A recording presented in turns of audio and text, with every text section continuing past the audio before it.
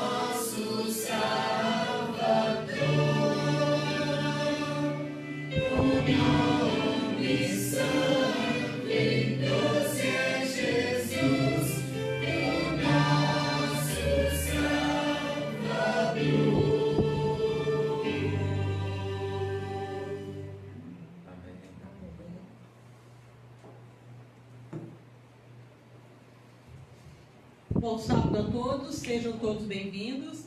Estamos iniciando mais uma transmissão aqui da Igreja Adventista do Jardim Lindóia. Sejam todos acolhidos, vamos ter muitos momentos inspirados de adoração, mensagens e louvor ao nosso Deus. Vamos fazer uma oração agora. Amado Deus e Pai, muito obrigado, Senhor, porque aqui estamos mais uma vez reunidos para transmitir a Tua mensagem, para transmitir mensagens de esperança, para transmitir o Teu Evangelho. Peço uma bênção toda especial sobre aqueles que aqui estão presentes, também sobre aqueles que estão nos assistindo nesse momento ou posteriormente. Peço também a presença do Teu Santo Espírito entre nós. Fica conosco, Senhor, é o que eu te peço, em nome de Teu amado Filho Jesus. Amém.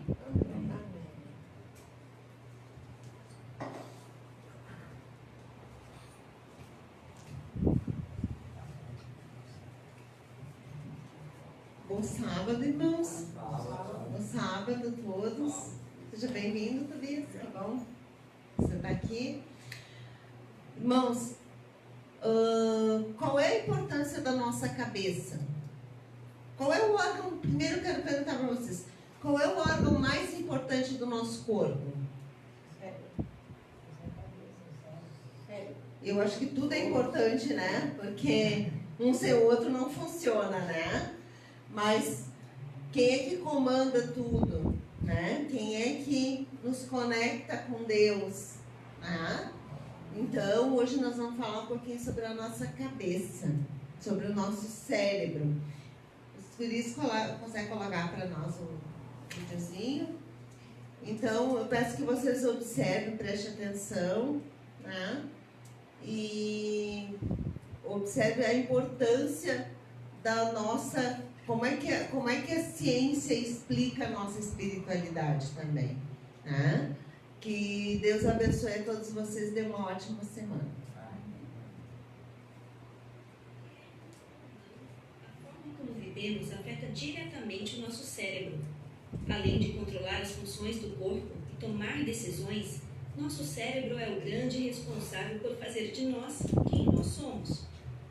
O cérebro é dividido em lobos frontal, temporal, parietal e occipital. O lobo occipital aloja a visão. O lobo temporal é a sede da audição, da linguagem, da memória e da emoção. O lobo parietal recebe e processa as informações sensoriais do corpo. E o lobo frontal é o responsável pelo raciocínio moral e comportamento social. Ele é a sede do juízo, do raciocínio, do intelecto e da vontade, mas bem mais que isso. E aí é a sede da nossa espiritualidade, é onde a gente tem a conexão com o espiritual. É uma parte que, quando você faz alguns estudos mostrando a atividade do cérebro, você percebe que em momentos de oração, em momentos de meditação, você tem uma atividade muito intensa nessa região do cérebro. Então, o lobo frontal, hoje, tem sido entendido como uma região extremamente importante, na medida em que ela que dá condição para a gente, para entender a vontade de Deus para a nossa vida, para que Deus se comunique conosco. Para que o cérebro trabalhe de forma adequada, ele precisa muito de oxigênio e nutrientes. Essa demanda pode ser facilmente suprida se adotamos um estilo de vida saudável. Beber bastante água é importante, expor-se ao sol e respirar profundamente é necessário. Fazer exercício físico todos os dias de maneira moderada e intensa é fundamental e aumenta a oxigenação cerebral. Alimentar-se bem usando muitos cereais integrais, sementes, castanhas, frutas, legumes e verduras é fornecer para o cérebro a dieta que o deixa em forma. Dormir cedo e ter um sono reparador também faz bem. A gente acha até, porque eu sou cuidadoso na alimentação, ou porque eu sou cuidadoso no exercício, esses hábitos isolados, eles trazem um impacto, claro, mas o impacto significativo vem no conjunto. Quanto mais eu adotar esses princípios, quanto mais eles fizerem parte da minha vida, mais eu vou estar sendo beneficiada, mais o meu corpo vai estar trabalhando de forma plena, tendo condição de exercer suas atividades de forma adequada. Outra maneira de cuidar do cérebro é cuidar do que entra nele pelos olhos e ouvidos. Entreter-se de maneira saudável também é fundamental para que o lobo frontal seja preservado. O nosso estilo de vida tem levado a gente a um entretenimento muitas vezes não adequado, né? Então a gente tem ritmos muito intensos que às vezes nos atrapalham, a gente tem movimentos, esses jogos e muitas vezes filmes, às vezes essa coisa intensa demais que já é até feito para deixar a gente dependente, né? Já até são feitos com esse propósito. Tudo isso está trazendo um impacto para o seu lobo frontal. E esse impacto, na maioria das vezes, não é um impacto positivo. Com o nosso cérebro funcionando bem, com o nosso lobo frontal preservado, podemos ter mais clareza para ouvir a Deus e entender a vontade dele. A mente é o centro de controle. O espírito pode trabalhar numa mente totalmente imprópria? Pode. Como de fato faz às vezes. Mas isso em caráter extraordinário. Normalmente, como é que o espírito trabalha? O espírito trabalha em mentes que vão correspondendo a cada estímulo que ele dá. E a cada vez que correspondemos, nossa mente nos torna mais própria para recebermos mais impressão do espírito. Daí a importância de cuidar bem da nossa mente, cuidar bem do nosso corpo. Muito importante esses momentos de saúde, muito importante nas nossas vidas que a gente cuide do nosso cérebro, como o vídeo bem nos falou. Nós vamos continuar a nossa programação e quero divulgar a todos que estão nos assistindo que estamos passando por um momento muito especial em nossa igreja, que são os 10 dias de oração. Esse projeto é um projeto do Ministério da Mulher Adventista, onde durante 10 dias nós fazemos encontros diários para estudar temas relacionados à família. A cada dia nós apresentamos um tema. Estamos usando como referência essa revista, desculpem, onde o tema é Fiéis até o Fim.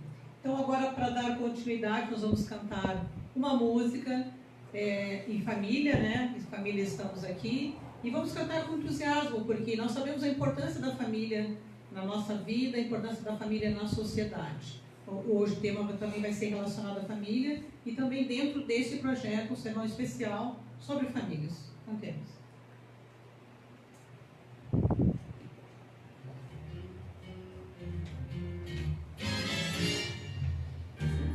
Família, estamos aqui, partilhando o amor de Jesus, e sua cruz o motive a orar, e a cantar conosco esta canção, alegria de vê-lo aqui, busca forte o meu coração, sinto amor que nos une então.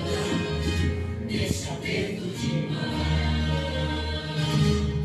em família estamos aqui, partilhando o amor de Jesus, que sua cruz o motive a orar, e a cantar conosco esta canção, alegria de vê-lo aqui, busca forte o meu coração. Amor que nos une então, neste aperto de mão, neste aperto de mão, neste aperto de mão.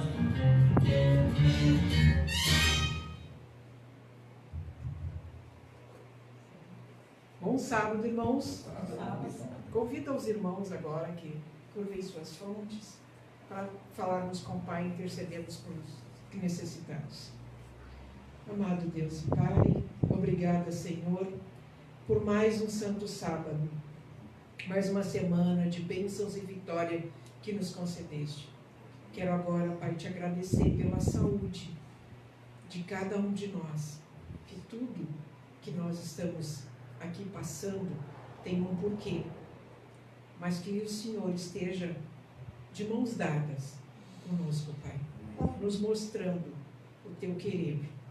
Te peço agora, Pai, pelos doentes, não só do Covid, de todas as doenças que têm molestado a tantas pessoas, Pai, daqueles que estão em cárceres, Pai, não só nos presídios, e muitos estão em cárceres em casa, Pai, e o Senhor sabe quem são, e eu peço que o Senhor visite, Pai. Peço que os teus anjos estejam apostos, protegendo, guardando. Te peço agora, Pai, uma bênção para cada família representada aqui, Pai. Não só os irmãos aqui presentes, mas aqueles que estão nos assistindo através das redes sociais. Não só, Pai, pelos meus irmãos de sangue, mas pelos meus irmãos em Cristo, família que o Senhor me deu. Te peço, Pai, a tua bênção para o pregador, que teu Santo Espírito venha iluminar, Pai, que a mensagem que venha seja direto do teu trono para aquilo que nós precisamos ouvir no dia de hoje. Amém. Te peço também, Pai, Senhor amado, bênção por todos os dizimistas e ofertantes, Pai, que nós possamos, Pai, dar com alegria tudo aquilo que recebemos das tuas mãos. Pai, te peço perdão, que o Senhor perdoe os nossos pecados e que nos dê força para resistir às armadilhas de Satanás. Amém. Eu te peço sem merecer, Pai. Te peço por nosso Senhor Jesus Cristo. Amém. Amém.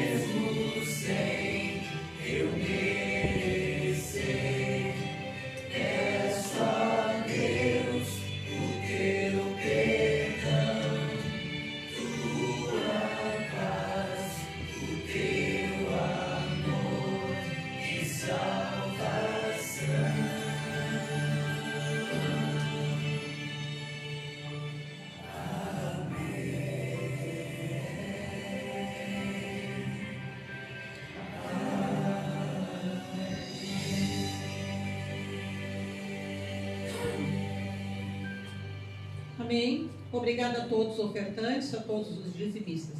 Vamos dar continuidade à nossa programação, chamando aqui o jovem Tobias, nosso convidado especial hoje da Igreja Adventista. Muito obrigado, Tobias, por aceitar o nosso convite. Vamos continuar agora.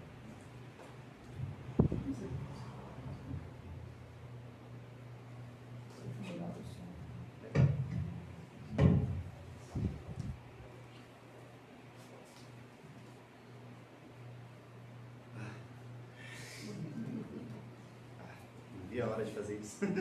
Feliz sábado, irmãos. Feliz sábado. Sejam bem-vindos. É um prazer estar aqui com vocês mais uma vez. Algumas vezes a gente já esteve visitando aqui. Hoje a Tainá, minha namorada, não pôde estar, ela está lá na Aparecida, né? E vai ficar por lá hoje de manhã. Só vou encontrar ela hoje de tarde agora. Bom, as atividades lá não param também. A gente está então vivendo esse momento agora da semana de oração que está iniciando. E é um movimento especial que a nossa igreja faz, incluindo então os 10 dias de oração dentro disso. Foi elaborada, foi desenvolvida, foi produzida então uma revista que foi distribuída de forma virtual, né, para todos nós, mas também algumas edições foram feitas físicas, que é aquela ali, né, da Primeiro Deus. E dos 10 dias, hoje a gente já se encontra no terceiro dia, cujo título é Atividades Espirituais em Família. Atividades espirituais em família. E sabe que eu vim pra cá no finalzinho da escola sabatina de vocês e eu pesquei algumas ideias que estavam sendo colocadas aqui, vocês discutindo, falando sobre adoração, um tema muito importante, que sim, tem tudo a ver com o tempo, o momento que a gente vive, a idolatria, e eu gostaria de comentar um pouco sobre isso também, em alguma parte dessa fala.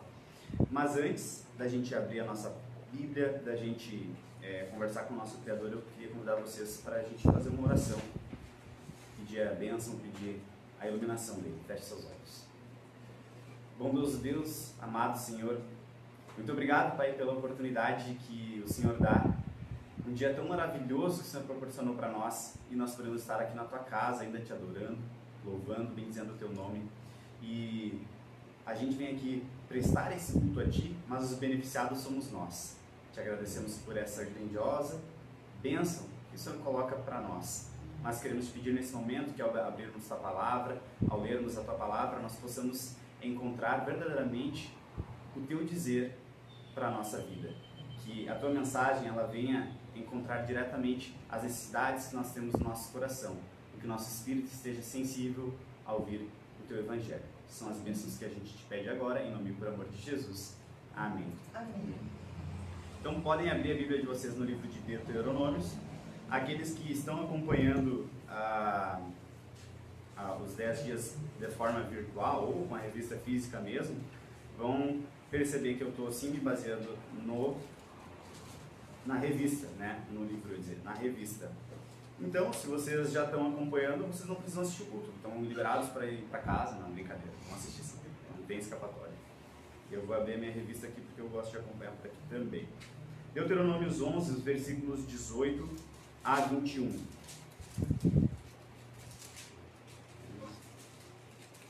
18 a 21. Na minha Bíblia diz assim, vou esperar que ainda estão folheando, alguns podem usar aí o celular, vocês que estão acompanhando em casa também.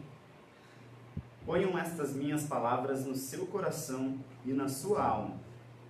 Amarrem-nas como sinal na mão, para que sejam por frontal entre os olhos. Ensinem essas palavras aos seus filhos, falando delas quando estiverem sentados em casa, andando pelo caminho, quando se deitarem e quando se levantarem. Verso 20 agora. Devem escrevê-las nos umbrais de sua casa e nas suas portas, para que se multipliquem os seus dias e os dias de seus filhos na terra que o Senhor, sob juramento, prometeu dar aos pais de vocês, e para que esses dias sejam tão numerosos como os dias do céu acima da terra. Era hábito do povo, é praticamente uma tradição, faz parte da cultura, da linguagem deles, a concretude. Eram pessoas que entendiam as coisas de forma muito concreta, então a abstração era talvez uma dificuldade enfrentada pelo povo de Israel, mas Deus usava então o meio de ensiná-los através de festas, de cerimônias, de memoriais, para que eles pudessem então se lembrar. Então eles eram concretos, eles tinham eventos, eles tinham... E aqui fala, né?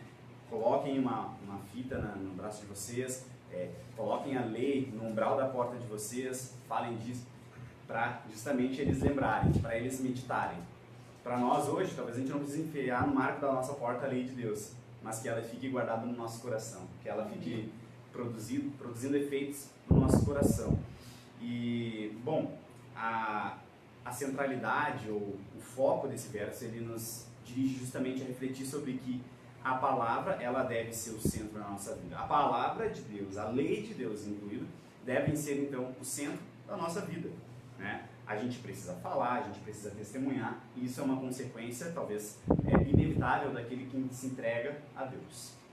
Depois, Josué 24, versículos 14 e 15.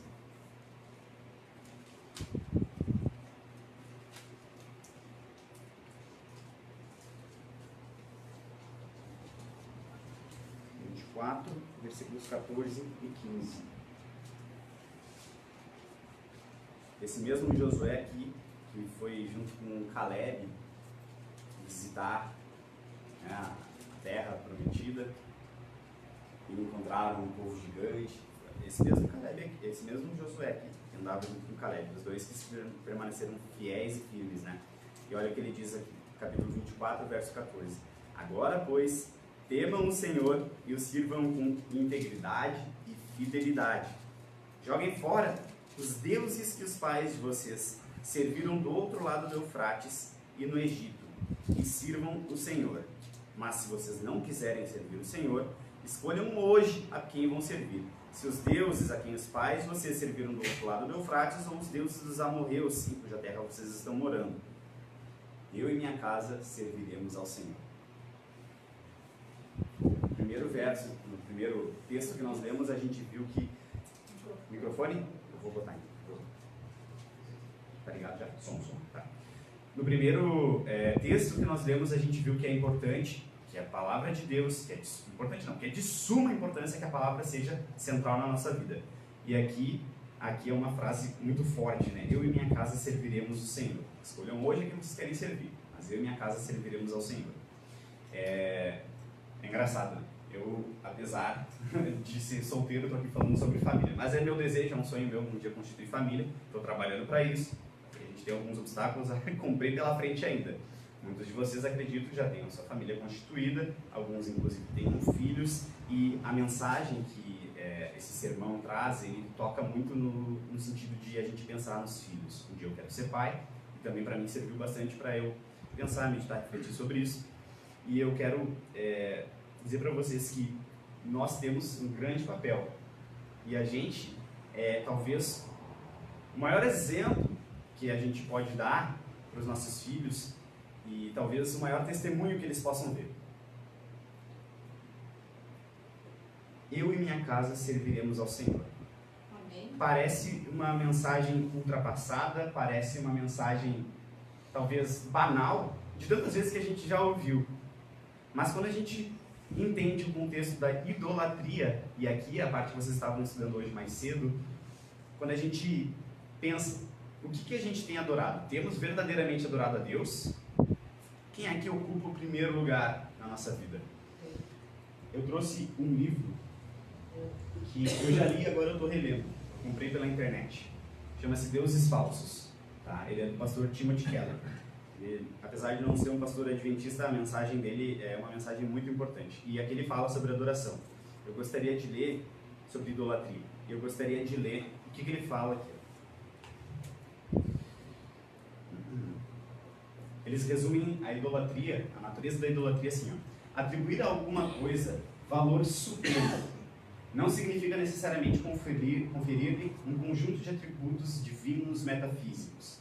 O ato de atribuir valor supremo envolve uma vida de plena devoção e máximo compromisso com algo ou alguém. Bom, aqui eu vi vocês trazendo alguns exemplos de idolatria.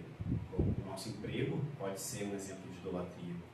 Até mesmo os nossos filhos, uma vida voltada para os filhos, uma vida voltada para o trabalho. uma vida voltada para o dinheiro, uma vida voltada em busca do amor perfeito, do príncipe montado no cavalo, da princesa que vai vir. Qualquer coisa pode ser um ídolo para nós. O problema é a gente identificar esse ídolo e aceitar que ele é um ídolo, para a gente poder lutar. Porque se a gente não aceita que a gente tem um ídolo, muitas vezes a gente vai deixar de lutar, a gente não vai perceber, a gente vai deixar que ele continue atuando em nós e o Espírito Santo não vai poder ocupar um lugar no nosso coração. Esse livro aqui é muito rico, ele traz muitas informações. Eu recomendo que, se alguém tiver interesse, vai poder acompanhar e enriquecer muito mais, né? Vamos continuar então. O próximo texto se encontra em 1 Reis, avancem um pouquinho na Bíblia de vocês, no capítulo 18.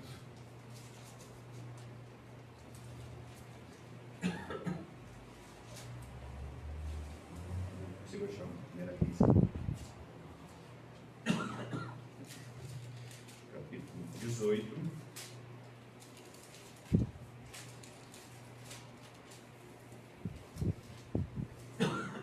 Versículo 30, tá? Diz assim: Então Elias disse a todo o povo: Aproximem-se de mim. E todo o povo se aproximou dele.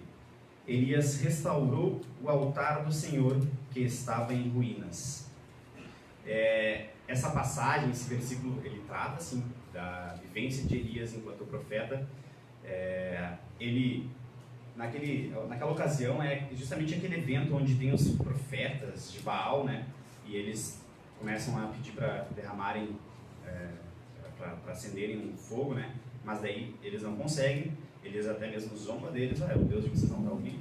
Aí depois ele invoca o Deus, nosso Senhor, e Deus faz cair chamas sobre aquele lugar que estava alagado, inundado, e aquele lugar pega fogo, porque Deus estava ali. E ele restaura o altar. O que significa restaurar o altar? Talvez para nós hoje ele tenha um significado um pouco mais amplo do que a gente construir um altar de pedra, né? Mas para nós ele pode significar, por exemplo, restaurar valores que estejam perdidos, que estejam esquecidos. Restaurar ideais que talvez nunca mais tenham sido tocados, conversados, falados, mas a gente vive num tempo que precisa muito caráter. Um caráter firme, um caráter reto.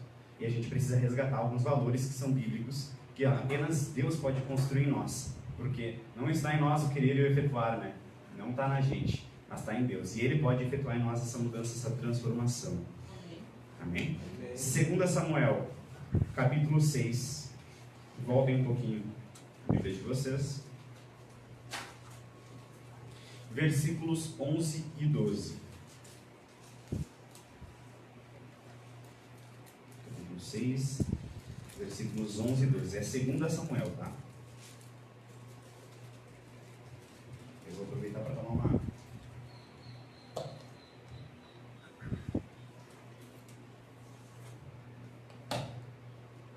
Vamos lá. 2 Samuel, versículos 11 e 12. Assim, a arca do Senhor, a arca da aliança, eles estão se referindo aqui, tá? Ficou na casa de Obed-Edom, o Geteu, durante 3 meses, e o Senhor o abençoou e a toda a sua casa. Verso 12, avisaram o rei Davi, dizendo: o Senhor abençoou a casa de Obed-Edom e tudo o que ele tem, por causa da arca de Deus. Então Davi foi e, com alegria, trouxe a arca de Deus da casa de Obed-Edom à cidade de Davi. Então, aonde estava presente a arca de Deus, ali começaram a fluir bênçãos. Ali passou a ser um lugar onde a família de Obed-Edom estava sendo ricamente abençoada. O que esse texto ele faz a gente pensar, a gente refletir? Que a gente deve buscar a presença de Deus.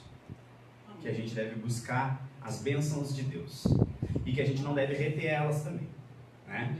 Algumas lições dos jovens, atrás da lição dos jovens, a gente falou, né, sobre ser dispenseiros da graça de Deus. E o que é isso? O que significa isso? Significa que Deus está assim, disposto a derramar bênçãos sem fim sobre nós. Imagina um celeiro no céu cheio de bênçãos. É essa a realidade que Deus tem para nós. E muitas vezes a gente não aceita as bênçãos porque a gente não pede, porque a gente não reconhece a Deus como nosso Senhor, porque a gente tem deuses falsos dentro do nosso coração e não reconhece a Deus, não glorifica Ele em primeiro lugar na nossa vida. mas aqueles que recebem as bênçãos, aqueles que aceitam que Jesus transforme o coração deles, passam a receber essas bênçãos, mas não ficam retendo elas, acumulando, se tornando aqui. Não sei se já ouviu essa expressão, Estela, obesos espirituais, aquelas pessoas que ouvem, se alimentam da palavra, mas nunca exercitam, né, a fé. Não compartilham, não levam a mensagem. Olha, isso é muito comum, mas os dispenseiros da graça são aqueles que recebem e compartilham. Amém. O pouco que tem, o pouco que sabem, para quem não sabe nada, para quem pouco tem, é muito. Então que a gente possa refletir nisso também nesse momento. Bom, eu queria falar para vocês também sobre, é interessante, né? Uma entrevista de emprego que eu participei faz, hoje 2021, então deve fazer uns 3 anos, para poder trabalhar na rede adventista. Eu era professor da escola da rede adventista, professor de educação física, e nessa entrevista de emprego, eu me lembro que uma das coisas que me foi perguntada foi assim, qual é o teu livro favorito e por quê? Daí eu, meu livro favorito, qual foi o livro que mais te impactou? Eu, vou falar que foi a Bíblia, né? Eu vi uns pontos aqui com a entrevistadora, né? Eu fiquei pensando assim, eu não era um leitor assíduo assim, da Bíblia, né? Eu gostava de ler a lição. E quando eu li a lição, daí, óbvio, eu era automaticamente remetido à Bíblia. Mas a lição dos jovens, para mim, fez muita diferença. Eu aprendi ali coisas essenciais e continuo aprendendo, inclusive vou falar disso daqui a pouco, coisas que mudam minha forma de ver e minha forma de agir. E eu falei, foi a lição da escola sabatina. Não tem uma em específico, mas todas elas gradualmente foram me transformando, me moldando. E, para a glória de Deus, eu gostaria de compartilhar com vocês um pequeno testemunho sobre a última lição que nós tivemos, que foi a do discipulado. Vocês lembram? A lição do discipulado dos jovens, ela foi muito importante. E ela falava os fundamentos, né, do discipulado. A gente precisa entender o nosso compromisso com Deus como um processo de discipulado. E o que é isso? Bom, a gente recebeu a mensagem da salvação, um legado que foi sendo passado de geração a geração durante muito tempo e chegou até nós. Ok, eu recebi o chamado de Deus e me acertei.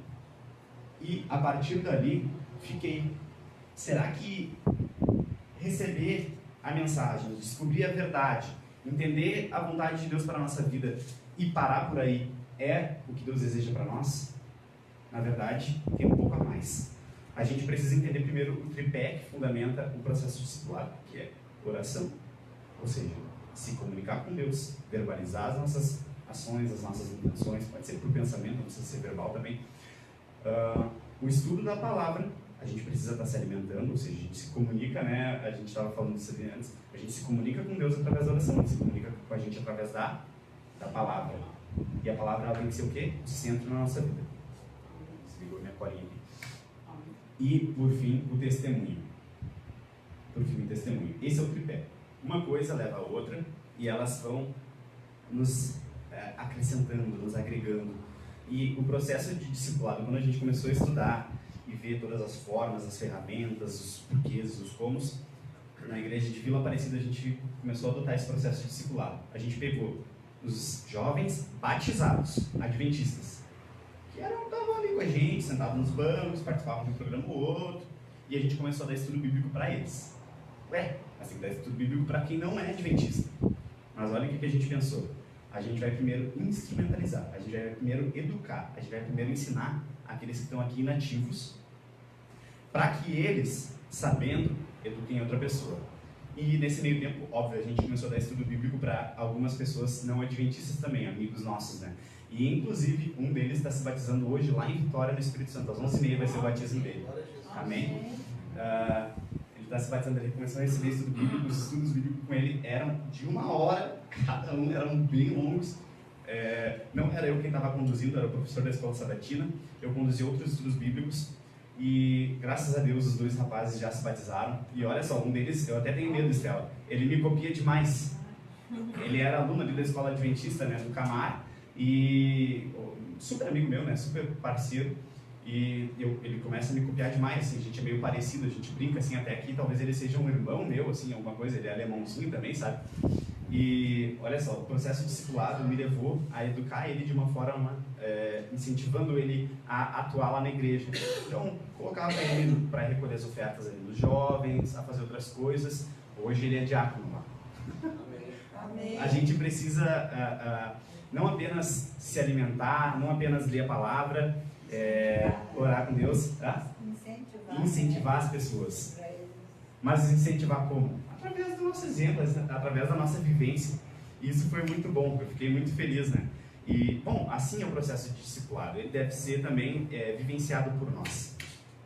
A revista, ela vai nos trazendo vários elementos, várias citações importantes de Ellen White, várias referências bíblicas, inclusive são os textos que nós lemos anteriormente.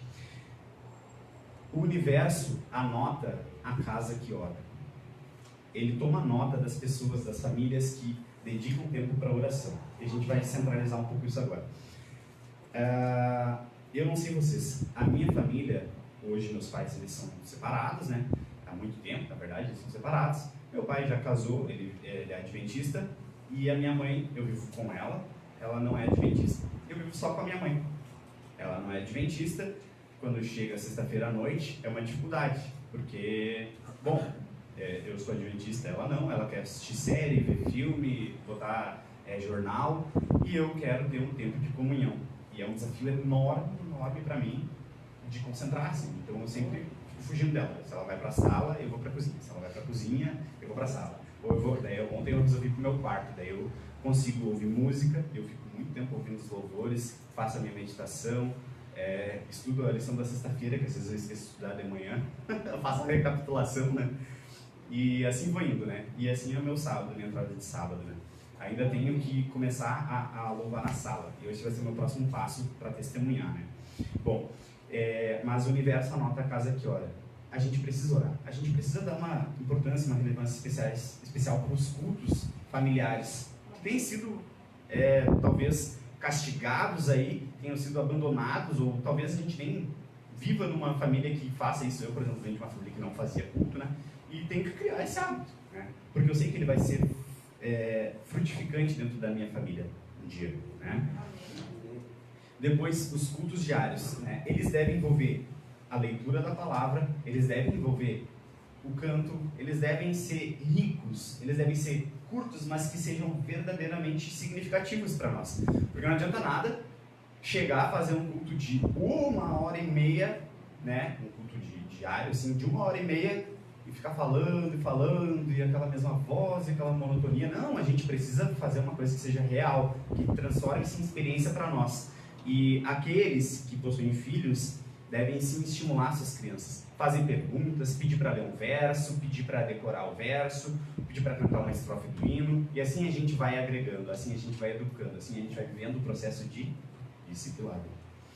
A prioridade é sempre falar e orar com as crianças, as famílias que possuem crianças. A gente deve sim estimular os pequenos, e os pequenos eles têm uma capacidade mental para memorizar, para decorar, para aprender, e eles precisam, e é perigoso, né, Estela? Crianças vêm, crianças fazem. É até um perigo, né? Eu até brinco assim, aquele garoto que eu falei para vocês que fez estudo bíblico comigo, se batizou, se eu faço assim, ele faz assim também, se eu faço assim, ele faz assim também. Então eu tenho que tomar cuidado, né? Porque ele me segue muito assim. Os anjos, eles levam a Deus todas as nossas petições, todas as nossas orações, e eles ficam sondando o nosso lar. Eles protegem, eles buscam as famílias, os casais, que oram, que ajoelhados resistem às tentações, buscam o poder de Deus. Buscam o poder de Deus. É muito verdadeira aquela frase que diz: onde há pouca oração, há pouco poder, e onde há muita oração, há muito poder. Então a gente precisa verdadeiramente buscar o reino de Deus, buscar a Deus. O cristianismo no lar é, portanto, a base do poder da igreja. Eu vejo muita dificuldade na igreja onde eu frequento, que é a Vila Aparecida, no distrito como um todo, né, que é do Sarandi, e na igreja adventista de modo geral. Eu vejo que a gente tem muitas dificuldades. Primeira delas, óbvio, pelo motivo da pandemia. Mas, além disso, eu acho que vocês também devem perceber que a gente tem sim dificuldades com os nossos membros, os regulares, né? Com irregulares também, mas a gente tem dificuldade de mantê-los, de fazer eles se tornarem assíduos, e às vezes isso é um problema da liderança da igreja, mas às vezes não é um problema da liderança da igreja. Porque as famílias, o cristianismo, ele é vivido no lar e ele é a base do poder da igreja. Ora, se as famílias vivem o cristianismo, se importam com o seu caráter, buscam a Deus em primeiro lugar, elas automaticamente vão refletir isso dentro e fora da igreja. As pessoas, elas vão se voluntariar, elas irão estar dispostas a pregar o evangelho, seja da forma como for, seja falando, seja ali no som, seja como professor de escola sabatina, ou como uma pessoa que faz a recepção dando um bom dia, porque o nosso sorriso também é um dom. A gente deve buscar a Deus. Cada família é uma igreja. Cada família é uma igreja. Com sacerdócio, com professorado, cada pai, cada mãe, ele é um professor, ele é um sacerdote, uma sacerdotisa do lar. E as crianças, elas são aqueles a quem devemos educar, aqueles que buscam a Deus. A obra de Deus, muitas vezes, ela acaba sendo limitada por causa da nossa baixa vontade, por causa da nossa falta de consagração, porque a gente não busca a Deus. Lembram daquele celeiro que está no céu, pronto para derramar as bênçãos? Muitas vezes a gente não pede, a gente não busca, e as bênçãos e o trabalho e a obra de Deus acaba sendo prejudicada, limitada por causa disso. A gente deve sim assistir os cultos e incentivar os nossos filhos. Tem uma frase, deixa eu tentar me lembrar direitinho como é que ela diz assim: palavras, frases incentivam, mas exemplos arrastam. Então, por mais que eu fale, uma pessoa fale bem, é o exemplo dela, é a atitude, é as decisões, é aquilo que ela verdadeiramente faz e vive que vai demonstrar para as outras pessoas se ele é um verdadeiro cristão. Os nossos exemplos é que não testemunham disso. Os deveres religiosos, eles começam na nossa casa, eles não começam aqui na igreja. Então, o exemplo do sábado, o exemplo do dízimo, o exemplo da oração, tudo isso que a gente vive aqui dentro da igreja, vocês estão assistindo em casa, começa em casa. A gente deve viver o nosso cristianismo em casa. A gente deve demonstrar que a gente vive um caráter, que a gente busca não mentir, que a gente busca não trair, que a gente busca amar o nosso pai, a nossa mãe, que a gente não mata, não odeia o nosso irmão. A gente vive tudo isso em casa primeiro. E na igreja, e fora da igreja depois, é apenas uma consequência disso. Moldar o caráter dos filhos para a eternidade. Eis aí um desafio, uma missão que Deus nos impele a cumprir. E olhem bem, esse livro que eu tenho aqui, que eu recebi quando eu ainda estava na escola, eu saí da escola para fazer uma especialização. Eu estou fazendo uma especialização no Hospital de Clínicas, eu trabalho e estudo lá. Eu comecei em março do ano passado, agora completo um ano. Em março do ano que vem eu termino, em saúde mental. Esse livro eu recebi quando eu ainda trabalhava na escola, Educando para a Eternidade, uma filosofia adventista de educação. É do autor George Knight, ele é americano. É um livro muito bom e me fez entender que quando a gente falava então das escolas, dos assuntos das crianças, mas cabe muito bem para as famílias que têm filhos ou que um dia pretendem ter, como para mim, né? Eu quero ter filho um dia e mais de um, se Deus quiser. A educação secular das escolas públicas ou das escolas em geral, ela é diferente da escola adventista. Por quê? E eu falo da educação adventista não só da rede adventista, da educação adventista. A educação adventista acontece aqui, está acontecendo agora. Acontece na casa de vocês também. Por que ela é diferente? A educação da escola pública, a educação secular que a gente está em casa. Porque, por mais que seja importante que, sim, as crianças aprendam, estudem, dominem conceitos, aprendam matemática, biologia, aprendam física e química, português, inglês, mais importante do que isso é que elas edifiquem o seu caráter aos moldes de Jesus Cristo. É esse o diferencial que nenhuma escola pública ou secular pode proporcionar para os nossos filhos, para a nossa família, para a nossa vida. E eu falo para os filhos, mas é para a gente também, porque eu tenho certeza que cada um de vocês que está me ouvindo sabe uma parte do seu caráter que precisa ser transformada. Bom, eu tenho muito, eu não tenho uma parte que não precisa ser. Todas elas precisam.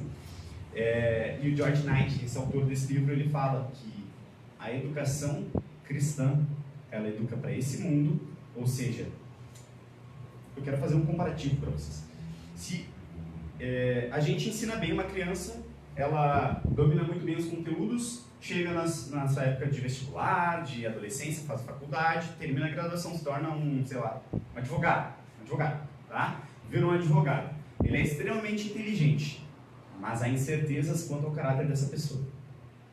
Esse advogado, ele é extremamente competente, pontual, assíduo, se veste bem, é cheiroso e extremamente inteligente. Porém, o caráter dele é duvidoso.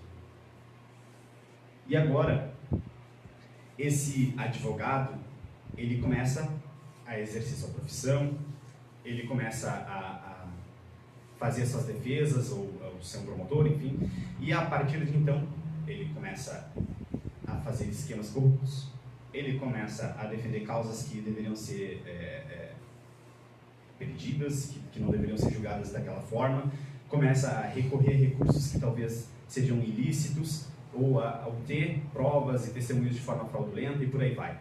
Existem 1001 formas, e qualquer profissão poderia ser utilizada a exemplo disso. A política é um exemplo rico, né? Tem muitas pessoas inteligentes lá dentro, mas que usam inteligência para fazer o mal. E esse é o perigo da educação secular. Porque não transforma, porque não visa atingir aquilo que é mais importante, que é o caráter. E a educação cristã, sim, ela visa o caráter. E ela, por acaso, ela esquece de desenvolver as faculdades intelectuais? Não, muito pelo contrário, incentiva muito, e muito. Eu fiz meu ensino médio na escola adventista e incentiva muito, sim. A gente deve cuidar, então, sim, com aquilo que ensinamos, com aquilo que passamos, com aquilo que vivemos, porque as crianças vêm e as crianças fazem. A fidelidade a Cristo, ela é demonstrada por um caráter bem equilibrado. Não existe uma prova maior da nossa fidelidade a Deus, a Jesus Cristo, do que um caráter bem equilibrado, seja o nosso, seja o de nossos filhos. Lidar com uma situação de trânsito, né? Uma situação, uma colisão, uma situação com calma, com paciência, demonstrando, apresentando os frutos do Espírito, é a prova de um caráter transformado. E isso é de suma importância, porque, bom, a gente fala dos dízimos e das ofertas, e eles têm uma função a cumprir. Mas a principal forma de demonstrar nossa fidelidade a Deus é com o nosso caráter bem edificado. Às vezes a gente pensa que a santidade ou ser santo é uma característica de perfeição, de inerrância,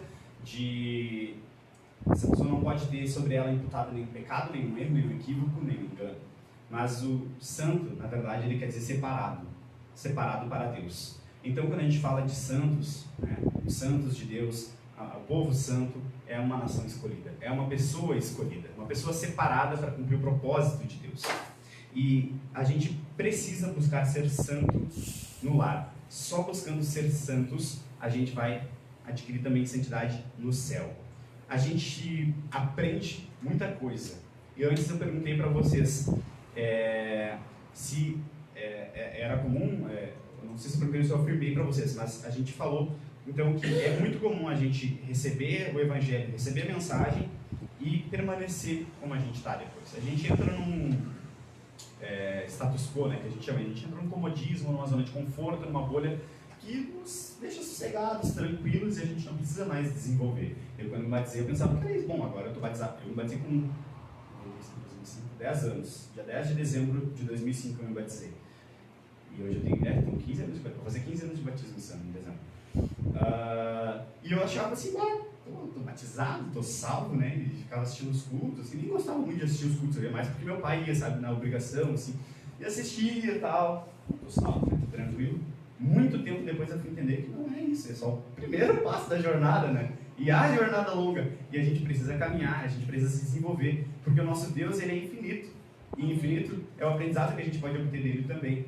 Se a gente acha que, bom, já sei muito, já sei o suficiente, já cheguei aonde eu deveria chegar, a gente está limitando a atuação do Espírito Santo na nossa vida. Vocês já pararam para pensar nisso? A religião ela não deve ser uma teoria, mas sim uma realidade. A possibilidade da volta de Jesus, ela não deve ser encarada exatamente como uma possibilidade, mas sim como uma realidade. Percebam que se a gente pensar que, bom, será que Jesus vai voltar? Isso já modifica totalmente a nossa forma de ver e viver no mundo.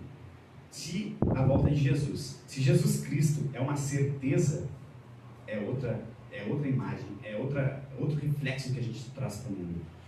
Jesus é uma possibilidade ou uma certeza para vocês? Tem um comentário que eu gostaria de ler, que está aqui, agora tenho que identificar qual que é. Sobre as crianças, tá? A importância que é o exemplo. De fato, as crianças são as pessoas mais suscetíveis aos ensinos do Evangelho. Isso aqui está no Desejado de Todas as Nações, página 515. Seu coração acha-se aberto às influências divinas e forte para reter as lições recebidas. Os pequeninos podem ser cristãos, tendo uma experiência em harmonia com seus anos. Precisam ser educados nas coisas espirituais e os pais devem proporcionar-lhes todas as vantagens para que formem um caráter segundo a semelhança do caráter de Cristo. A gente vive sim um desafio. As crianças, elas estão vagando nesse mundo, talvez não os nossos filhos, mas existem crianças ao redor que precisam conhecer. Talvez pessoas ao redor, não crianças, mas que precisam conhecer. Ainda sobre o cuidado espiritual, que a gente precisa ter, o zelo espiritual, é importante mencionar o sábado. O sábado, ele deve ser um dia que a gente deve vigiar um pouco mais as coisas que a gente faz. Eu me entristeço assim, porque eu vejo outros jovens que, sei lá, banalizam o sábado. O sentido do sábado, que deveria ser um sábado deleitoso, um dia consagrado ao Senhor, né?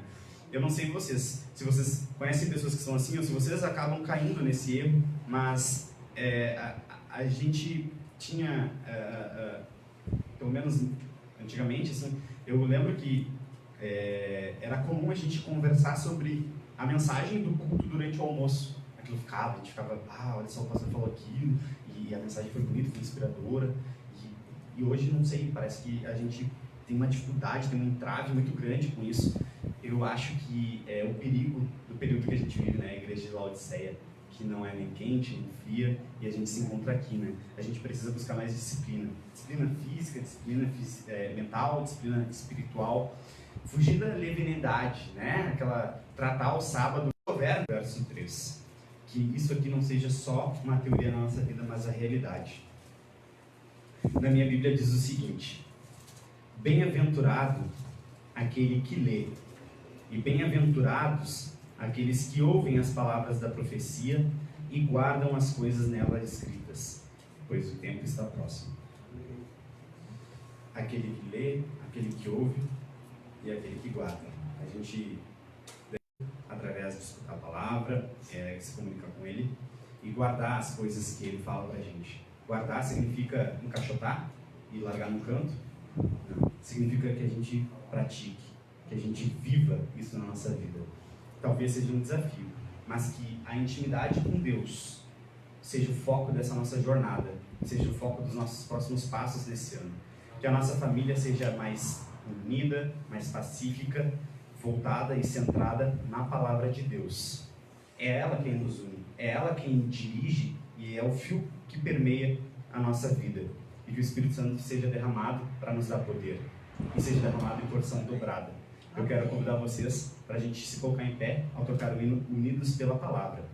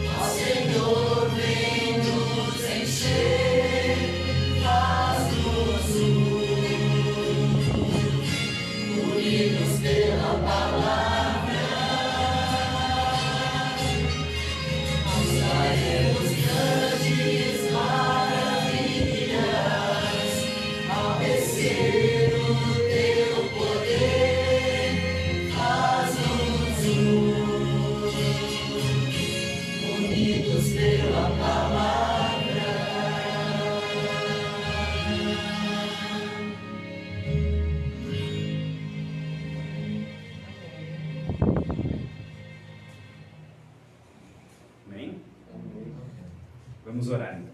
Bondoso Deus, obrigado porque o Senhor se revelou essa manhã para nós. O Senhor tem demonstrado que está ao nosso lado. O Senhor tem sido o nosso refúgio, a nossa fortaleza, socorro bem presente durante todas as atribulações, Pai. Pai, que a Tua palavra, ela seja essa espada de poder que nós cantamos agora. A verdade que nos liberta do pecado, nos liberta do mal, das tentações de nós mesmos. Por favor, Senhor, que ela seja o centro e nos una em família, em comunidade, como igreja, como irmãos, para aquelas outras pessoas que precisam ser alcançadas, para que os nossos filhos não sejam desviados, mas que o Teu Evangelho seja pregado e que, para que, quando esse testemunho, esse Evangelho for compartilhado com todas as nações, então venha ao fim. Por favor, Senhor, nos ajude a ser os Teus instrumentos que irão alcançar essas pessoas que estão ao nosso redor e que talvez não tenham, não conheçam, não saibam da verdade reveladora que é Jesus Cristo. Por favor, nos abençoe a retornar para os nossos lares. São as bênçãos que a gente te pede, por amor de Jesus. Amém. Amém.